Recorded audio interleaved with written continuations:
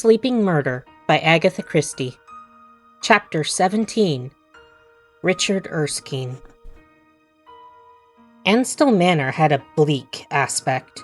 It was a white house, set up against a background of bleak hills. A winding drive led through dense shrubbery. Giles said to Gwenda, "Why have we come? What can we possibly say?" "We've got it worked out." "Yes, so far as that goes.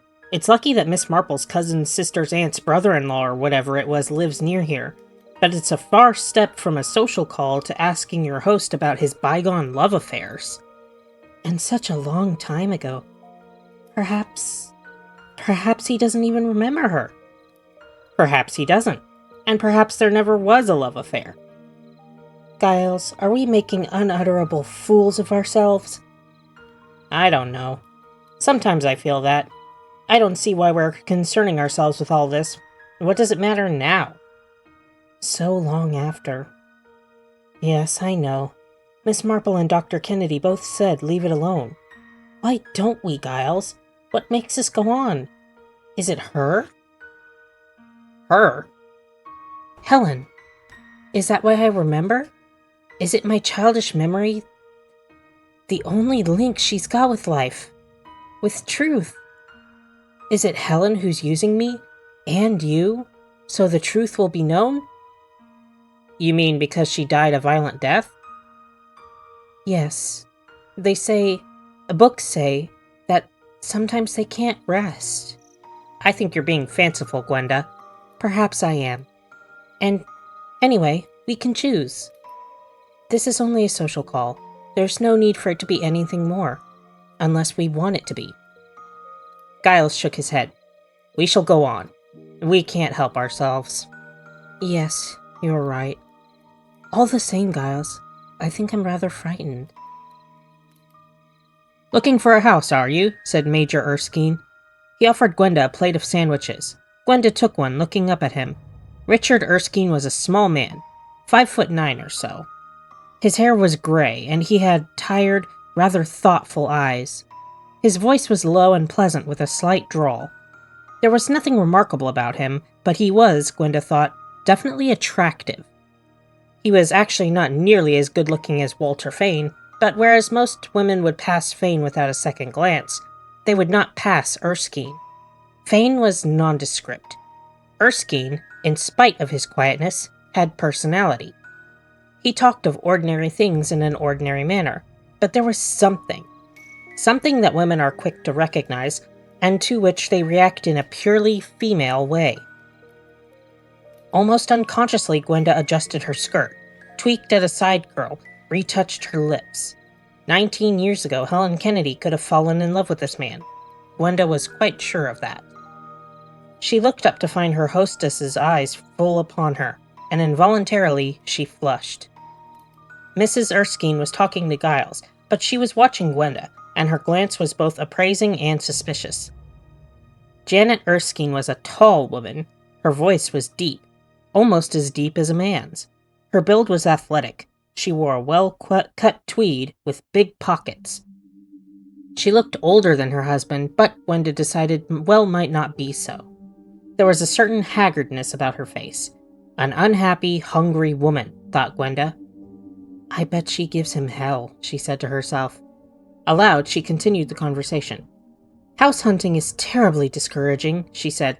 "House agents' descriptions are always glowing, and then when you actually get there, the place is quite unspeakable." "You're thinking of settling down in this neighborhood?" "Well, this is one of the neighborhoods we thought of.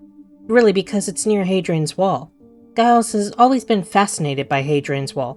You see, it sounds rather odd, I expect, to you, but almost anywhere in England is the same to us. My own home is in New Zealand, and I haven't any ties here, and Giles was taken in by different aunts for different holidays, and so hasn't had any particular ties either. The one thing we don't want is to be too near London. We want the real country." Erskine smiled. "You'll certainly find it real country all around here. It's completely isolated. Our neighbors are few and far between." Gwenda thought she detected an undercurrent of bleakness in the pleasant voice. She had a sudden glimpse of a lonely life, Of short, dark winter days with the wind whistling in the chimneys, the curtains drawn, shut in. Shut in with that woman with the hungry, unhappy eyes, and neighbors few and far between. Then the vision faded. It was summer again. The French windows opened to the garden, with the scent of roses and the sounds of summer drifting in. She said, "This is an old house, isn't it?" Erskine nodded. "Queen Anne. My people have lived here for nearly 300 years. It's a lovely house. You must be very proud of it. It's a rather shabby house now. Taxation makes it difficult to keep anything up properly. However, now the children are out in the world, the worst strain is over." "How many children have you?" "2 boys. One's in the army. The other's just come down from Oxford. He's going into a publishing firm." His glance went to the mantelpiece, and Gwenda's eyes followed his. There was a photograph there of 2 boys, presumably about 18 and 19, taken a few years ago, she judged. There was pride and affection in his expression. "They're good lads," he said, "though I say it myself." "They look awfully nice," said Gwenda. "Yes," said Erskine. "I think it's worth it, really. Making sacrifices for one's children, I mean," he added, in an answer to Gwenda's inquiring look. "I suppose often one has to give up a good deal," said Gwenda. "A great deal, sometimes." Again, she caught a dark undercurrent, but Mrs. Erskine broke in, saying in her deep, authoritative voice, "And you are really looking for a house in this part of the world? I'm afraid I don't know of anything at all suitable round here." "And wouldn't tell me if you did," thought Gwenda, with a faint spurt of mischief. "That foolish old woman is actually jealous," she thought. "Jealous because I'm talking to her husband and because I'm young and attractive." "It depends on how much of a hurry you're in," said Erskine. "No hurry at all, really," said Giles cheerfully. "We want to be sure of finding something we really like. At the moment we've got a house in Dilmouth on the south coast." Major Erskine turned away from the tea table. He went to get a cigarette box from a table near the window. "Dilmouth?" said Mrs. Erskine. Her voice was expressionless. Her eyes watched the back of her husband's head. "Pretty little place," said Giles. "Do you know it at all?" There was a moment's silence. Then Mrs. Erskine said in that same expressionless voice, "We spent a few weeks there one summer, many, many years ago. We didn't care for it. Found it too relaxing." "Yes," said Gwenda, "that's just what we find. Giles and I feel we'd prefer more bracing air." Erskine came back with cigarettes. He offered the box to Gwenda. "You'll find it bracing enough around here," he said. There was a certain grimness in his voice. Gwenda looked up at him as he lighted her cigarette for her. "Do you remember Dilmouth at all well?" she asked artlessly. His lips twitched in what she guessed to be a sudden spasm of pain. In a non-committal voice he answered, "Quite fairly well, I think. We stayed, let me see, at the Royal Clarence Hotel." "Oh yes, that's the nice old-fashioned one. Our house is quite near there. Hillside it's called. But it used to be called St. Mary's, was it, Giles?" "St. Catherine's," said Giles. This time there was no mistaking the reaction. Erskine turned sharply away. Mrs. Erskine's cup clattered to her saucer. "Perhaps," she said abruptly, "you would like to see the garden." "Oh, yes, please." They went out through the French windows. It was a well-kept, well-stocked garden, with a long border and flagged walks. The care of it was principally Major Erskine's, so Gwenda gathered. Talking to her about roses, about herbaceous plants, Erskine's dark, sad face lit up. Gardening was clearly his enthusiasm. When they finally took their leave and were driving away in the car, Giles asked hesitantly, Did you drop it?" Gwenda nodded. "By the second clump of delphiniums." She looked down at her finger and twisted the wedding ring on it absently. "And supposing you never find it again?" "Well, it's not my real engagement ring. I wouldn't risk that." "I'm glad to hear it." "I'm very, very sentimental about that ring. Do you remember what you said when you put it on my finger? A green emerald, because I was an intriguing, green-eyed little cat." "I dare say," said Giles dispassionately, "that our peculiar form of endearments might sound odd to someone of, say, Miss Marple's generation." "I wonder what she's doing now, the dear old thing. Sitting in the sun on the front?" "Up to something, if I know her. poking here or prying there or asking a few questions. I hope she doesn't ask too many one of these days. It's quite a natural thing to do for an old lady, I mean. It's not as noticeable as though we did it. Giles' face sobered again. That's why I don't like... He broke off. It's you having to do it that I mind. I can't bear the feeling that I sit at home and send you out to do the dirty work. Gwenda ran a finger down his worried cheek. I know, darling, I know. But you must admit it's tricky. It's impertinent to catechise a man about his past love affairs, but the kind of impertinence a woman can just get away with, if she's clever. And I mean to be clever. I know you're clever, but if Erskine is the man we're looking for, Gwenda said meditatively, I don't think he is. You mean we're barking up the wrong tree? Not entirely. I think he was in love with Helen all right, but he's nice, Giles, awfully nice. Not the strangling kind at all. You haven't awful lot of experience with the strangling kind, have you, Gwenda? No, but I've got my woman's instinct. I dare say that's what a strangler's victims often say. No, Gwenda, joking apart, do be careful, won't you? Of course. I feel so sorry for the poor man, that dragon of a wife. I bet he's had a miserable life. She's an odd woman, rather alarming somehow. Yes, quite sinister. Did you see how she watched me all the time? I hope the plan will go off all right. The plan was put into execution the following morning. Giles, feeling, as he put it, rather like a shady detective in a divorce suit, took up his position at a point of vantage overlooking the front gate of Anstill Manor. About 11:30, he reported to Gwenda that all had gone well. Mrs. Erskine had left in a small Austin car, clearly bound for the market town 3 miles away. The coast was clear. Gwenda drove up to the front door and rang the bell. She asked for Mrs. Erskine and was told she was out. She then asked for Major Erskine. Major Erskine was in the garden. He straightened up from operations on a flower bed as Gwenda approached. I'm so sorry to bother you, said Gwenda, but I think I must have dropped a ring somewhere out here yesterday. I know I had it when we came out from tea. It's rather loose, but I couldn't bear to lose it because it's my engagement ring. The hunt was soon under way. Gwenda retraced her steps of yesterday, tried to recollect where she had stood and what flowers she had touched. Presently the ring came to light near a large clump of delphiniums. Gwenda was profuse in her relief. And now can I get you a drink, Mrs. Reed? Beer? A glass of sherry? Or would you prefer coffee or something like that? I don't want anything. No, really, just a cigarette, thanks. She sat down on a bench and Erskine sat down beside her. They smoked for a few minutes in silence. Gwenda's heart was beating rather fast. No two ways about it. She had to take the plunge. I want to ask you something, she said. Perhaps you'll think it terribly impertinent of me, but I want to know dreadfully, and you're probably the only person who could tell me. I believe you were in love once with my stepmother. He turned an astonished face towards her. With your stepmother? Yes, Helen Kennedy. Helen Halliday, as she became afterwards. I see. The man beside her was very quiet. His eyes looked out across the sunlit lawn unseeingly. The cigarette between his fingers smoldered. Quiet as he was, Gwenda sensed a turmoil within that taut figure, the arm of which touched her own. As though answering some question he had put to himself, Erskine said, Letters, I suppose. Gwenda did not answer. I never wrote her many. 2, perhaps 3. She said she had destroyed them, but women never do destroy letters, do they?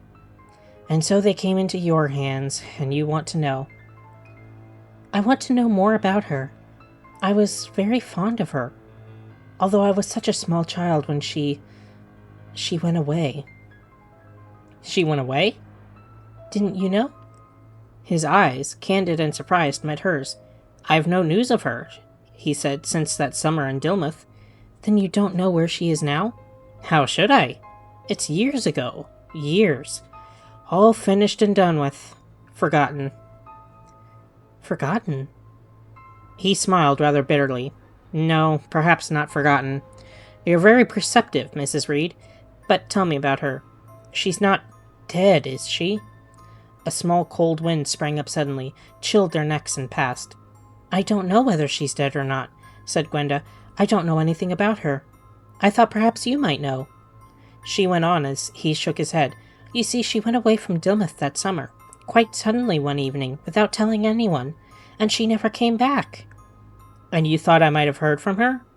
"Yes." He shook his head. "No, never a word. But surely her brother, that doctor chap, lives in Dilmouth. He must know. Or is he dead too?" "No, he's alive, but he doesn't know either. You see, they all thought she went away with somebody." He turned his head to look at her. Deep, sorrowful eyes. "They thought she went away with me?" "Well, it is a possibility." "Was it a possibility?" "I don't think so. It was never that. Or were we fools? Conscientious fools who passed up our chance of happiness?" Gwenda did not speak. Again, Erskine turned his head and looked at her. "Perhaps you'd better hear about it.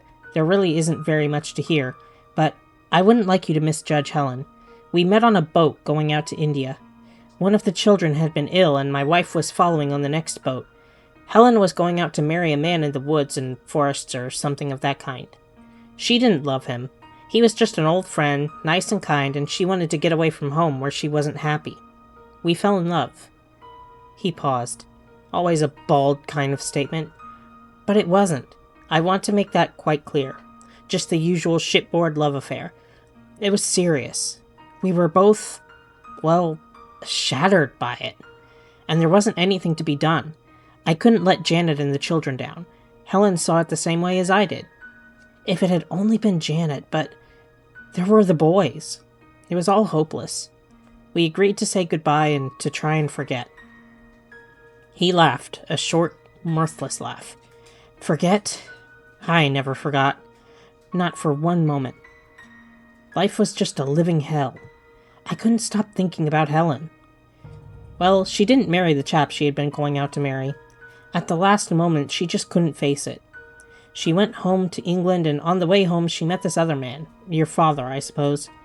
She wrote me a couple months later telling me what she had done. He was very unhappy over the loss of his wife, she said, and there was a child. She thought that she could make him happy and that it was the best thing to do. She wrote from Dilmouth. About 8 months later, my father died and I came to this place. I sent in my papers and came back to England. We wanted a few weeks' holiday till we could get the house. My wife suggested Dilmouth. Some friend had mentioned it as a pretty place and quiet. She didn't know, of course, about Helen.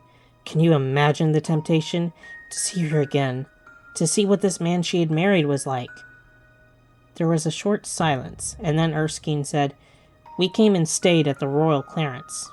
It was a mistake. Seeing Helen again was hell. She seemed happy enough on the whole. I don't know. She avoided being alone with me. I didn't know whether she cared still or whether she didn't. Perhaps she'd got over it.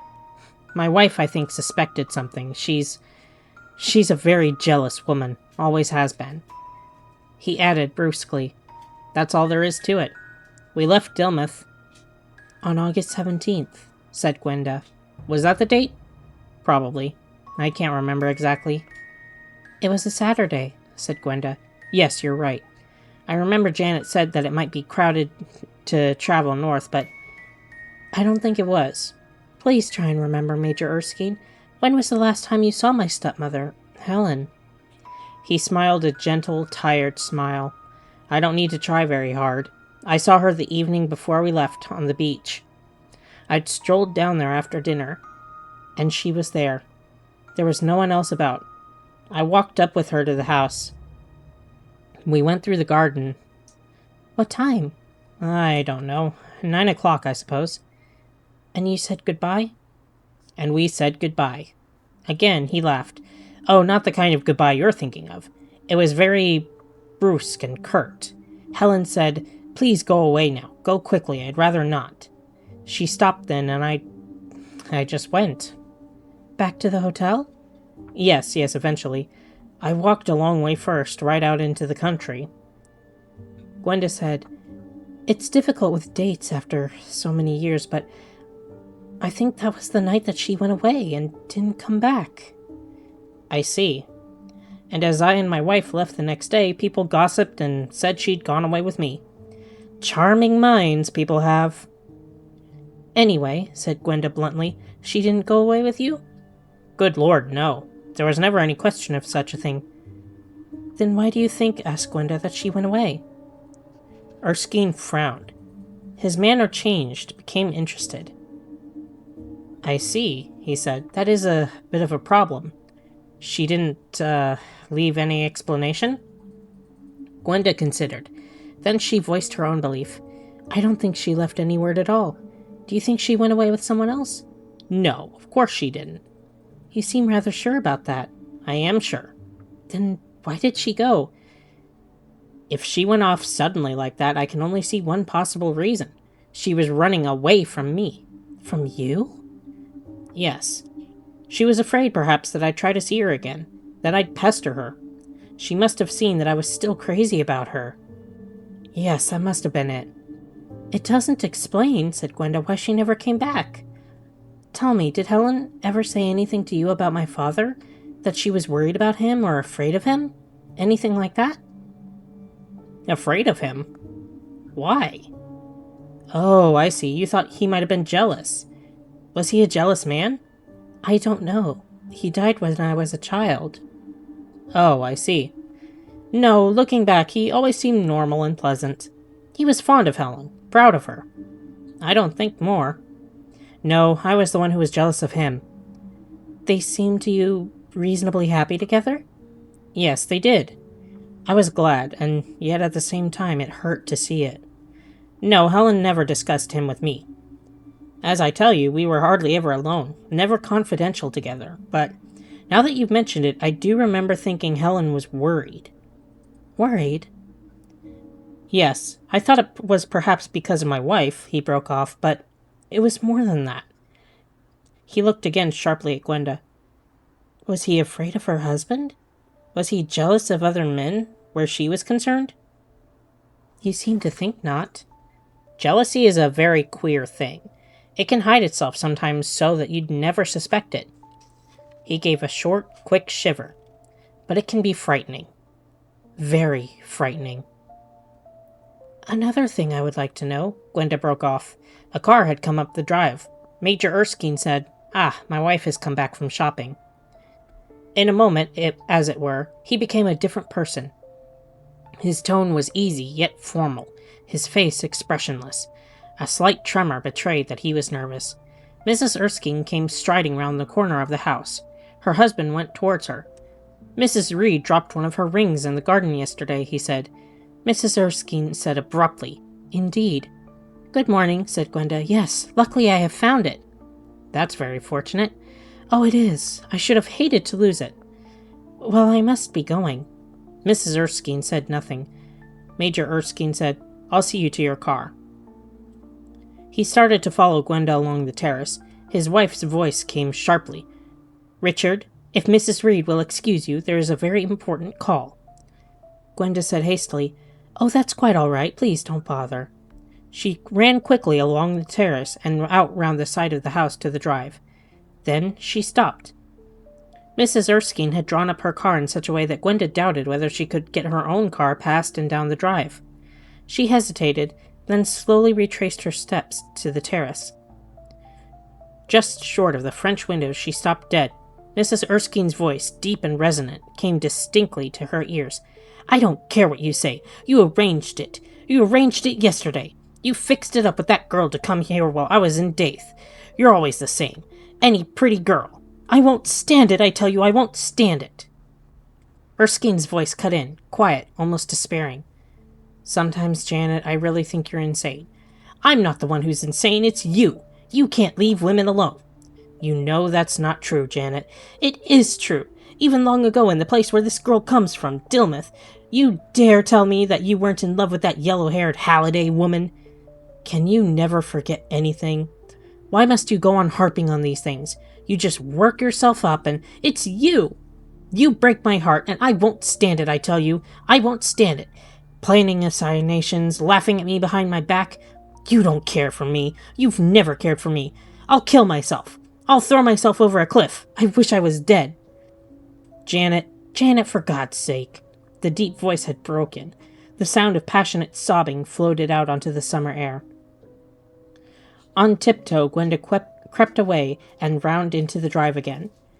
She cogitated for a moment, then rang the front doorbell. "I wonder," she said, "if there is anyone who, could move this car? I don't think I can get out." The servant went into the house. Presently a man came round from what had been the stable yard. He touched his cap to Gwenda, got in the Austin, and drove it into the yard. Gwenda got into her car and drove rapidly back to the hotel, where Giles was waiting for her. "What a time you've been," he greeted her. "Get anything?" "Yes, I know all about it now. It's really rather pathetic. He was terribly in love with Helen." She narrated the events of the morning. "I really think," she ended, "that Mrs. Erskine is a bit insane. She sounded quite mad. I see now what he meant by jealousy. It must be awful to feel like that. Anyway, we know now that Erskine wasn't the man who went away with Helen, and that he knows nothing about her death. She was alive that evening when he left her." "Yes," said Giles, "at least that's what he says." Gwenda looked indignant. "That," repeated Giles firmly, "is what he says."